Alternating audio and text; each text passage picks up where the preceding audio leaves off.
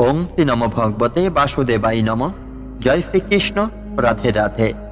আজ আমরা এমন একটি সত্যের সামনে দাঁড়াতে চলেছি যা খুব সাধারণ মনে হলো, এর গভীরতা অসীম। ধৈর্য যার মধ্যে আছে তার ঘরেই ভগবান আসে। এই কথাটি আমরা অনেকেই শুনেছি, হয়তো সোশ্যাল মিডিয়ায় পড়েছি, হয়তো কারো মুখে শুনেছি, কিন্তু কখনো কি ভেবে দেখেছি এই কথার আসল অর্থ কি?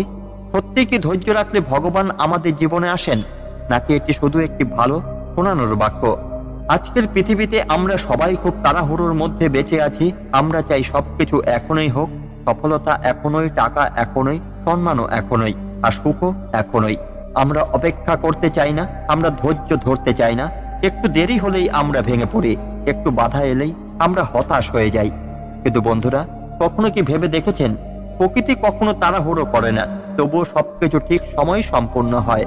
একটি বীজ যখন মাটির নিচে থাকে তখন বাইরে থেকে কিছুই দেখা যায় না, মনে হয় যেন কিছুই হচ্ছে না, কিন্তু সেই অদৃশ্য অন্ধকারের মধ্যেই বীজটি ধীরে ধীরে নিজের শক্তি জাগিয়ে তোলে।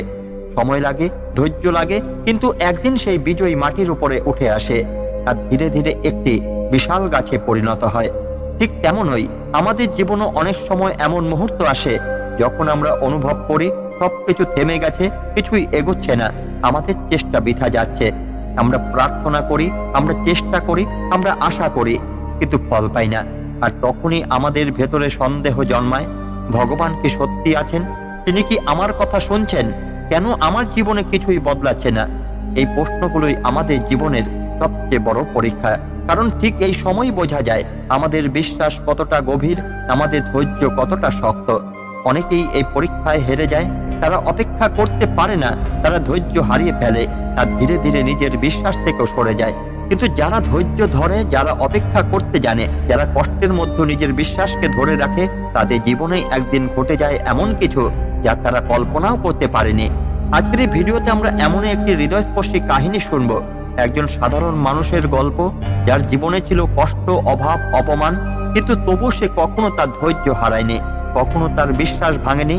আর সেই কারণেই একদিন তার জীবনে এমন একটি মুহূর্ত আসে যখন স্বয়ং ভগবান তার ঘরে উপস্থিত হন।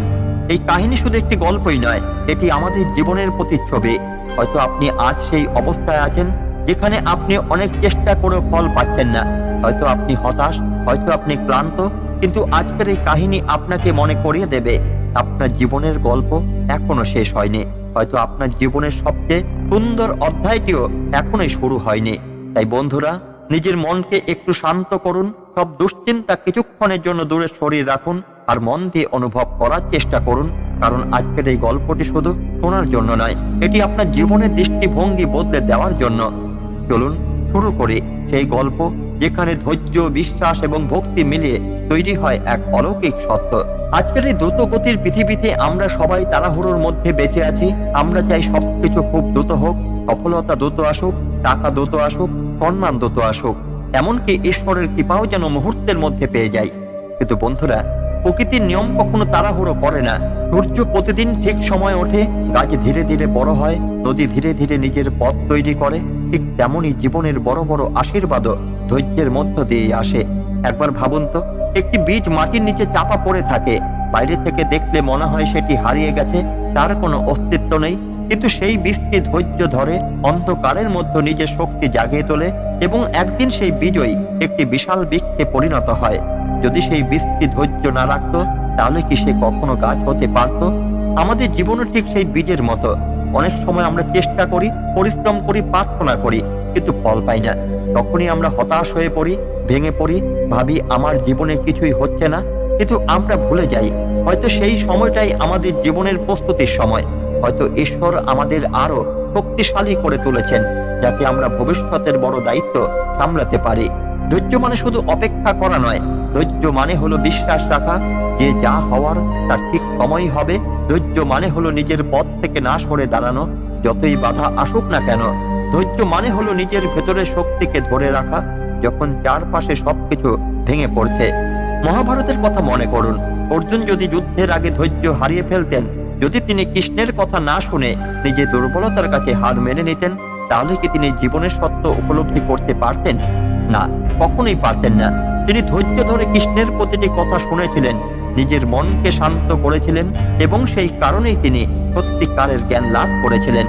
আমাদের জীবনে অনেক সময় এমন পরিস্থিতি আসে যখন আমরা বুঝতে পারি না কি করব, সবকিছু অন্ধকার মনে হয়।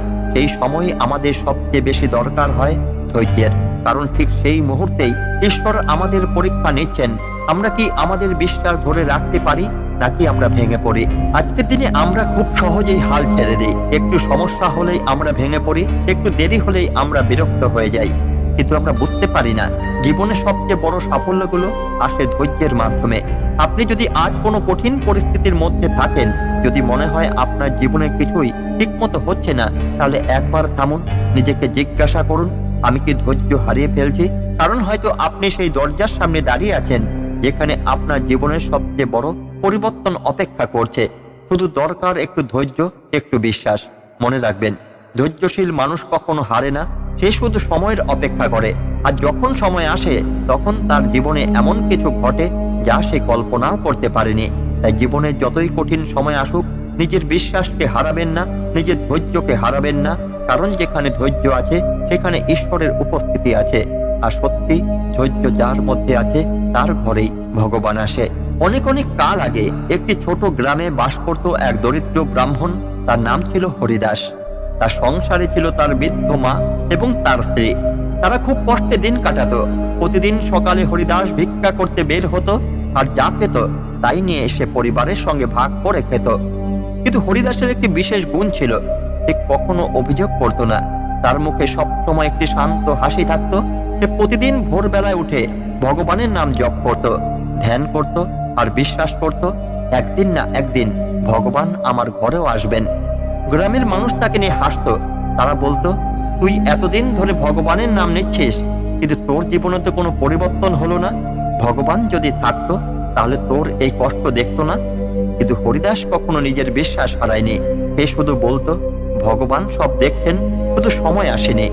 একদিন সন্ধ্যা বেলায় আকাশে ঘন মেঘ জমেছে, প্রবল বৃষ্টি নামলো। সেই ঝড় বৃষ্টি রাতে দরজায় কড়া নাড়া শব্দ হলো। হরিদাস দরজা খুলে দেখলো একজন বৃদ্ধ সন্ন্যাসী দাঁড়িয়ে আছেন, সম্পূর্ণ ভিজে, ক্লান্ত, ক্ষুধার্ত। হরিদাস এক মুহূর্ত দেরি না করে তাকে ঘরে নিয়ে এলো। নিজে শুকনো কাপড় দিল, আগুন জ্বালিয়ে তাকে গরম করলো।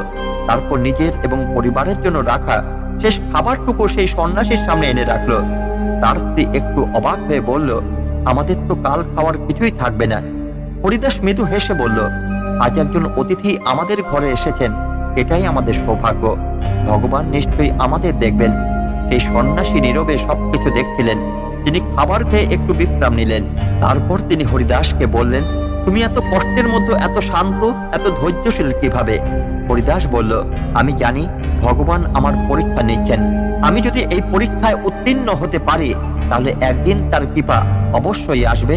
এই কথা শুনে সেই সন্ন্যাসীর চোখে এক অদ্ভুত দীপ্তি ফুটে উঠল। হঠাৎ ঘরের মধ্যে এক অলৌকিক আলো ছড়িয়ে পড়ল।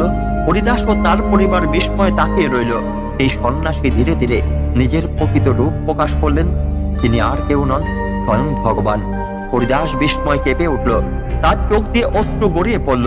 সে মাটিতে নত হয়ে বলল, প্রভু, আপনি এতদিন পরে আমার ঘরে এলেন। ভগবান মৃদু হেসে বললেন, আমি তো অনেকদিন ধরে আসতে চেয়েছিলাম, কিন্তু তোমার ধৈর্য, তোমার বিশ্বাস, তোমার ভক্তি, এই সবকিছুর পূর্ণতা পাওয়ার জন্য সময় দরকার ছিল। তুমি কষ্ট পেয়েছো, তবু অভিযোগ করনি। তুমি অভাবের মধ্যে অন্যকে দিয়েছো। তুমি অপেক্ষা করেছো, কিন্তু কখনো বিশ্বাস হারাওনি। আর সেই কারণেই আজ আমি তোমার ঘরে এসেছি। এই কাহিনী শুধু একটি গল্প নয়, এটি আমাদের জীবনের একটি আয়না। আমাদের জীবনেও অনেক সময় এমন পরিস্থিতি আসে যখন আমরা মনে করি সবকিছু শেষ। আমরা চেষ্টা করি, পরিশ্রম করি, প্রার্থনা করি, কিন্তু ফল পাই না। এই সময়ে আমরা ভেঙে পড়ি, ধৈর্য হারিয়ে ফেলি এবং ভাবি আমার ভাগ্য খারাপ।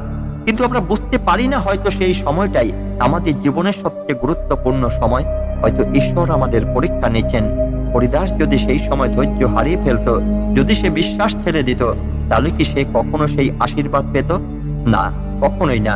ধৈর্য মানে শুধু অপেক্ষা করা নয়, ধৈর্য মানে হলো বিশ্বাস রাখা, নিজের পথ থেকে না সরে দাঁড়ানো। আপনি যদি আজ কষ্টের মধ্যে থাকেন, যদি মনে হয় আপনার জীবনে কিছুই ঠিক মতো হচ্ছে না, তাহলে একবার ভাবুন, হয়তো আপনি সেই পরীক্ষার মধ্য দিয়ে যাচ্ছেন যা আপনাকে আরো শক্তিশালী করে তুলবে। হয়তো আপনার দরজার সামনে দাঁড়িয়ে আছে সেই আশীর্বাদ যার জন্য আপনি এতদিন অপেক্ষা করেছেন। শুধু দরকার একটু ধৈর্য, একটু বিশ্বাস।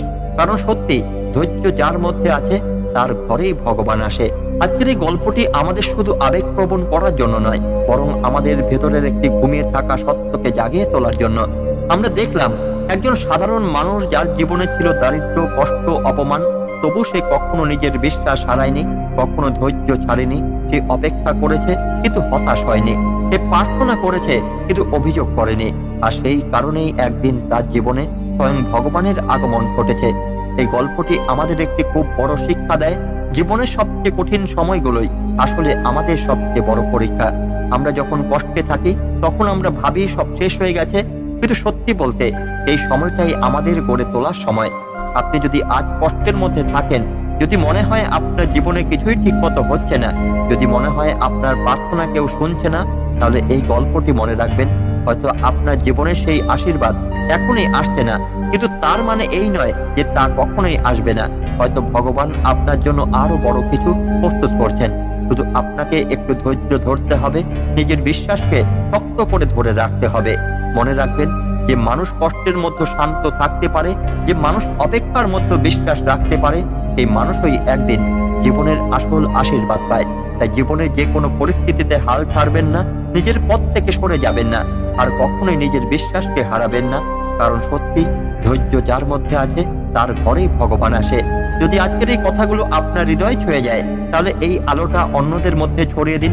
কারণ হয়তো আপনার শেয়ার করা এই একটি কথাই কারো অন্ধকার জীবনে আলো নিয়ে আসতে পারে। পরবর্তী পর্বে আবারও আমরা এমনই একটি গভীর সত্য নিয়ে ফিরে আসব, যা আপনার জীবনকে নতুন ভাবে দেখতে শেখাবে। ততক্ষণ পর্যন্ত নিজের ভেতরের শক্তিকে জাগিয়ে রাখুন, বিশ্বাসকে অটুট রাখুন, আর ধৈর্যের সঙ্গে এগিয়ে চলুন। ধন্যবাদ। জয় শ্রীকৃষ্ণ।